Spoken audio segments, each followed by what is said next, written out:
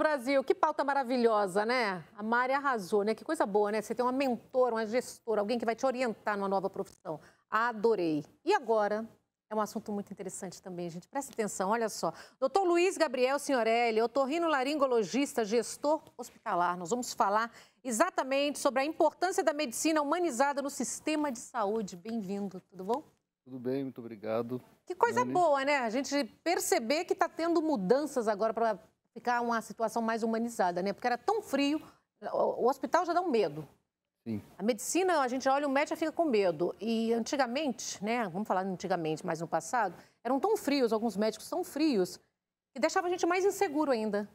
E vocês, os novos médicos aí, estão tentando criar como se diz assim, essa coisa mais humanizada, acho que deixa a gente mais confortável, mais seguro. Não sou tão novo assim, obrigado. Não, mas claro, doutor, mas nesse período agora está todo mundo... Sim.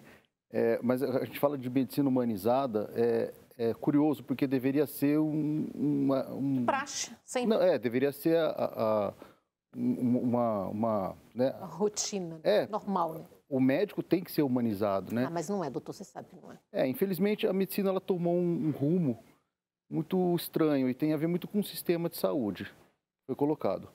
Mas eu acredito que agora está vindo uma onda de decisão de mudar isso. E quem mudou essa chave percebe o grande valor que é ter o atendimento humanizado, né? Como que difere, para quem está em casa, entender o que é um tratamento, né, humanizado? As pessoas confundem muito, né? Medicina humanizada com medicina alternativa, o parto humanizado com parto domiciliar. Não, humanizado é você ter um atendimento de qualidade pensando no paciente em primeiro lugar. Então, você pode ter um parto no hospital humanizado, desde que você olhe para o paciente, coloque o paciente em primeiro lugar. Você pode ter um atendimento no consultório humanizado, você pode ter um atendimento domiciliar humanizado. O importante é como você trata esse paciente. É o respeito, é o carinho, né? Exatamente. É educação. Porque tem muito médico grosso, a gente tem que falar, tem gente que de humano não tem nada. São ríspidos. Infelizmente, tudo começa no começo, assim, que a pessoa decide fazer medicina. O médico, por si só, ele tem que gostar de gente. Quando ele não gosta de gente, ele infelizmente se frustra muito. E ele joga essa frustração no trabalho dele. E, infelizmente, quem está no trabalho dele é gente. É igual eu escolhi a mesma profissão, gosto de gente, então nós dois estamos no caminho certo. Exatamente. Gostamos de gente, só falamos para pessoas, você cuida, você salva pessoas. Sim. E é tão bom isso, né? Eu estou ficando tão feliz, porque essa semana mesmo a gente fez a pauta do parto humanizado. Então, já vi um médico, nossa, com um conceito, com uma visão. Isso deixa, principalmente o parto, que é um momento tão importante para a mulher, né? Está tirando aqueles traumas. Exatamente. O parto humanizado, respeitando a vontade da paciente, respeitando os seus medos, respeitando... faz toda a diferença naquele momento, né? Na entrevista passada, ela falou de empatia. O médico ele tem que ter, acho que todo mundo, mas o médico ele tem que ter alteridade. O que é alteridade? É quando você não consegue sentir o que a pessoa está sentindo. Então eu, que sou homem, nunca vou sentir o que é ser gestante. Então eu preciso ter, não é empatia, é alteridade com ela. Eu preciso entender, tentar entender o mundo dela e os medos dela. Né? Então nesse momento, eu costumo falar muito isso para o pessoal lá no hospital. Qual hospital? Santa Casa de Itatiba, eu sou diretor de operações. Eu costumo falar assim, o paciente entrou na sala de cirurgia, evita comentários paralelos. Parece uma coisa pequena, mas imagina você na situação de paciente... Doutor, vou te dar um conselho, uma dica também, viu? UTI, quando a pessoa está no coma induzido, evita, conversa com toda a equipe para não falar. Eu já fiquei em coma induzido e eu já ouvi, A gente está praticamente paralisado tudo ali, mas o cérebro está funcionando. Sem dúvida. E eu escutei coisas. Sabe que eu faço traqueostomia em paciente que está na UTI. É um dos procedimentos que eu faço bastante. E eu sou professor da residência em Bragança. Quando chega um paciente entubado para fazer traqueostomia, eu sempre falo para os residentes, vamos lá no paciente, no ouvido dele, vamos explicar o que ele está fazendo aqui, né? Porque... Está ouvindo. Exatamente. Eu escutei, sabe o quê? Olha, eu guardo mesmo, viu, gente? Eu vou falar. Eu escutei assim, ai, tadinha, tão bonita, que dó, né? Só um milagre. Eu escutei isso. Quer dizer, ali eu estava condenada à sentença de morte. Depois eu descobri que eu estava com 87% de óbito, de chance de óbito, né? Que assinaram o documento para mim. Mas assim, tudo bem, 87 para óbito, mas ainda tinha 13 que eu poderia sobreviver. Sem dúvida, sem dúvida. E isso faz diferença no tratamento. Quando a gente hoje tem pensado em liberar mais a família para estar junto com o paciente na UTI, essas atitudes que tornam o ambiente humanizado, desde a limpeza até o diretor do hospital. É uma coisa que me matou, eu fiquei 18 dias, né? Nossa, dá trauma. Essas luzes brancas que tinha antes, lembra? Era 24 horas aquela luz branca numa UTI. Então, a gente não sabia, a gente perde a noção de dia, noite, né? Essa coisa, o tempo todo a mesma luz, essa luz branca. Quando eu saí do hospital, eu fiquei um pouco de trauma dessa luz branca. E hoje eu sei que as UTIs hoje tratam, eles abaixam um pouco a luz, né? Abaixa a luz, temperatura. Passou a ter a sensação, né? Pelo menos ter uma noção, é dia, é noite. Barulho, aquele barulho do monitor, tudo isso é diminuído. Todo esse movimento, evita-se dar banho à noite, evita-se medicar demais, né? Ficar mexendo demais o paciente. São conceitos que uma instituição tem que tomar para pensando no paciente. Doutor, a gente fica traumatizado. Quem fica muito tempo no hospital sabe o que eu estou falando. Essa coisa de 3 em 3 horas fazer exame de sangue, porque eu tive trombose, né, cerebral, fiz a cirurgia, né, e 2 AVCs. Era de 3 em 3 horas exames de sangue, 3 em 3 horas. Eu chego num ponto que eu olhava assim, quando entrava um enfermeiro assim, eu já estava em pânico. A gente tem que ter o equilíbrio entre o que é um bom tratamento, não deixar de tratar o paciente, mas também existe o super tratamento, pedir muitos exames, fazer muitos exames. Uma tomografia, você tem que deslocar o paciente que está numa situação numa UTI, tem que deslocar até um tomógrafo. Será que é o momento certo? Então, também tem todo um contexto que eu costumo dizer, tudo se resume numa frase. O paciente em primeiro lugar. Aquela atitude vai beneficiar o paciente agora? Se você pensar nisso, não tem aonde errar. É o que a gente, né, todo mundo que passou por essa experiência tem uns traumas. Acho que todo mundo é meio traumatizado. Quem ficou, né, um pouco de tempo no hospital criou algum tipo de trauma exatamente pela falta de sensibilidade. Porque tem algumas enfermeiras que são verdadeiros anjos, né? Alguns enfermeiros que são verdadeiros anjos. Tem pessoas que o tom da voz, como conversa, acalma o paciente. Tem gente que parece que está fazendo aquilo ali por obrigação, que só está fazendo por fazer, não trata o ser humano com carinho, com respeito. Exatamente. Isso é muito triste. Exatamente. Por isso que esse conceito, essa cultura de colocar o paciente em primeiro lugar, ele tem que vir de cima para baixo, ele tem que vir da direção. A direção tem que tratar bem os funcionários tratarem bem os pacientes. Eu acho que, claro, tem pessoas que estão num ambiente de trabalho que são judiadas, assim, passam dificuldade muito grande no trabalho. O trabalho é cansativo. E elas, mesmo assim, colocam esse conceito do paciente em primeiro lugar. É muito bacana quando você é uma pessoa que está lá sofrendo, às vezes o salário está atrasado e ela está atendendo bem. Ela não joga para o paciente.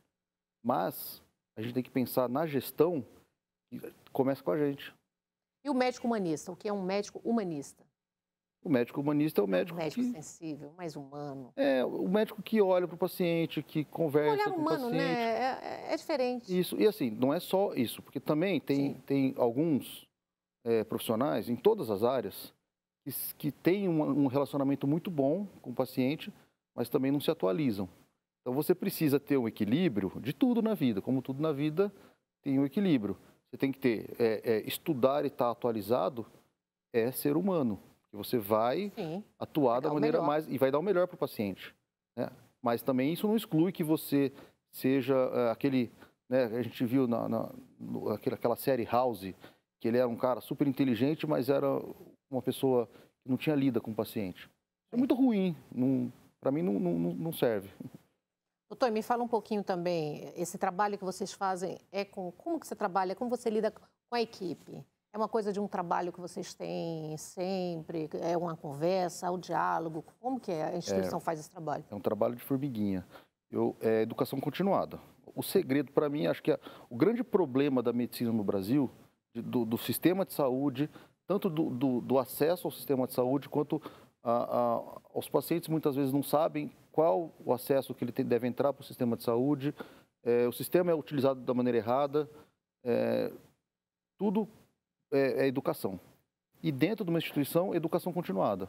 Acho que treinamentos, conversas, hoje, videoaulas, falando sobre esse assunto, falando sobre comunicação, falando sobre como lidar com o paciente, como abordar a religiosidade, como dar notícias difíceis. E aí, hein?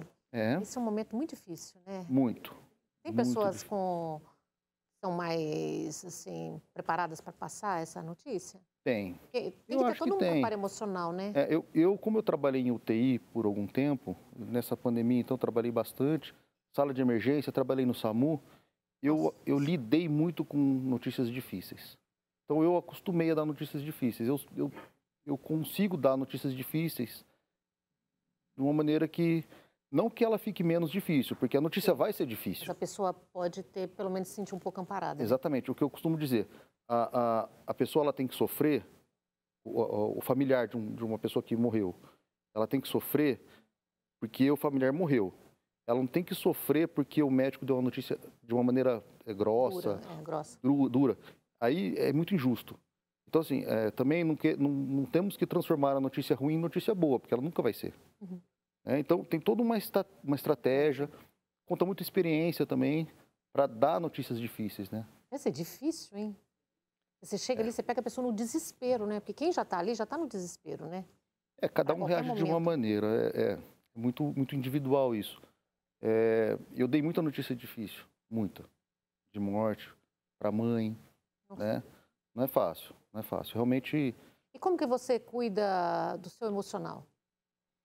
Como que eu trabalho para você? Porque a gente vê a sensibilidade no seu olhar. Eu sou apaixonado pelo que eu faço. Eu gosto muito de pessoa, de falar, de lidar com outras pessoas. Para mim, acaba que sendo natural, assim. Na pandemia eu vi a gente viu muita tristeza. Foi muito triste, foi muito triste. A gente vai levando, vai levando, não tem muito... E hoje, qual que é a realidade hoje? Amenizou muito? Bastante. Bastante. A gente passou por um momento muito difícil, né? De falta de insumo, né? Então foi muito triste. E agora com essa terceira onda, que fala terceira onda, a pessoa está tomando a terceira dose, novo vírus, as pessoas, nós estamos ainda inseguros. Todo mundo, né? Porque foi um período muito difícil. Eu não posso te dizer, né? Acho que ninguém pode dizer, a gente mais torce do que tenta adivinhar, né? Esperamos que não tenha. Eu tenho uma sensação pessoal que tudo vai ficar tranquilo daqui para frente. Sensação com esperança. É esperança, né? Esperança com sensação, porque já estamos na terceira dose, eu acho para mim que vai ficar igual gripe. Todo ano tem que tomar vacina. Não, isso sim, isso com certeza. Porque onde entra também, assim, não sendo fria, mas sendo prática, onde entra muito dinheiro, infelizmente, movimenta a ganância dos homens. Então, se é uma coisa que fez milhões e bilhões e bilhões e bilhões, muita gente enriqueceu, né, nessa situação no mundo, né, desde que aconteceu. Infelizmente, mas assim, graças a Deus que a medicina está aí, a gente vê o que a vacina, as pessoas estão se vacinando. Eu acredito na medicina, eu acredito que a gente tem que acreditar, tem que ser vacinado e continuar com os cuidados, né, doutor? Sem dúvida, sem dúvida. Os cuidados são cuidados de higiene pessoal, né? Virou, assim, quem não tinha o costume, tem que se tornar costume agora, né?